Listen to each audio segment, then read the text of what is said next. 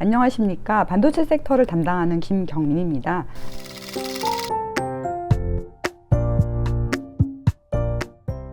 이번 주 그리고 지난주의 핵심 이슈에 대해서 말씀을 드리겠습니다. 네, 반도체 위클리 자료를 기준으로 말씀드리겠습니다. 제목은 무역 분쟁 관련주보다 5G 그리고 파운드리에 관심을 갖자라는 내용인데요.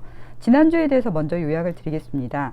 미국 대선 결과의 가시화가 반도체 업종의 투자 심리에 긍정적 영향을 끼쳤습니다. 한국 KRX 반도체 지수의 주간 수익률은 6.4% 상승했고요. 그래서 코스피나 코스닥 수익률 대비 나쁘지 않았습니다.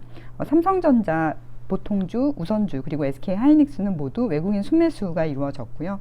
실적 발표한 기업 중에 SK하이닉스는 예상에 부합했고 원익 IPS는 예상을 상회했으며 테스나는 예상을 하회했습니다.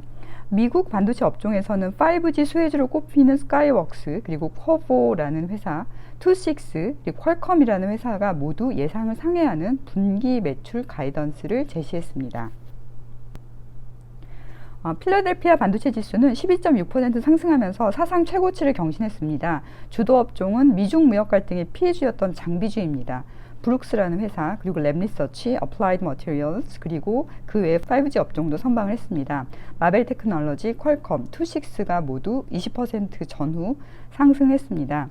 대만의 반도체 업종도 4.2%로 상승을 하면서 하락 국면을 드디어 벗어났습니다. 상승 주도주는 후공정을 하고 있는 ASE 테크놀로지라는 회사인데요. 실적 서프라이즈를 기록을 했으며 와이어 본딩에서는 20년 만에 공급이 부족하다고 밝혔습니다.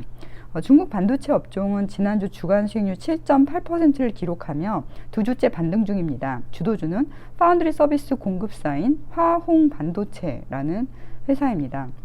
지난주에 무역 갈등 피해주들이 모두 상승을 했습니다. 미국의 장비 공급사 그리고 중화권의 파운드리 서비스 공급사인데요.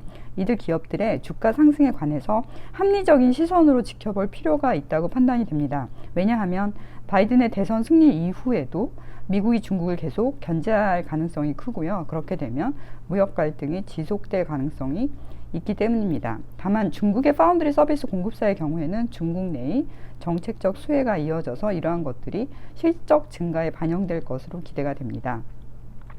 한국 투자자들이 많이 관심을 갖는 메모리 반도체 업종은 주가가 양호했는데요. 주간 수익률은 이제 마이크론 9.6%, 웨스턴 디지털 5.5%, 그리고 난야테크는 3.5% 상승을 기록했습니다. 화웨이향 매출 비중이 높았던 일부 기업들은 화웨이 제재 조치가 다음 분기 실적 가이던스에 부정적 영향을 거의 주지 않는다고 밝혔습니다. 왜냐하면 화웨이를 제외한 나머지 안드로이드 스마트폰 고객사들의 주문이 빈자리를 채워주고 있기 때문입니다. 퀄컴에서는 이를 마치 안전한 울타리와 같다라고 표현을 했는데요. 그렇다면 미국 반도체 기업들이 화웨이 제재 조치의 완화를 바랬던 흐름이 약화될 수 있습니다. 그래서 이에 따라서 바이든 행정부가 중국 기업의 제재 조치 완화에 힘을 쓰지 않을 수도 있습니다. 따라서 앞으로 반도체 업종에서는 무역 분쟁 관련주보다는 이러한 정치 상황에 중립적이면서 성장 동력을 지닌 5G 그리고 공급 부족 강도가 한층 커진 파운드리 업종에 주목해야 할 것 같습니다. 금주 이벤트와 관심주에 대해서 말씀드리겠습니다. 금주 화요일에는 대만의 파운드리 회사 TSMC가 10월 매출을 발표할 예정이고요. 금요일에는 미국의 장비사 어플라이드 머티리얼즈가 분기 실적을 발표할 예정입니다. 계속해서 국내 업종에서는 대형주로서 삼성전자 그리고 삼성전자의 낸드 고단화 수혜주, 나머지 중소형주 중에서는 낸드 및 파운드리 시설 투자 수혜주에 대해서 관심을 가지시기 바랍니다.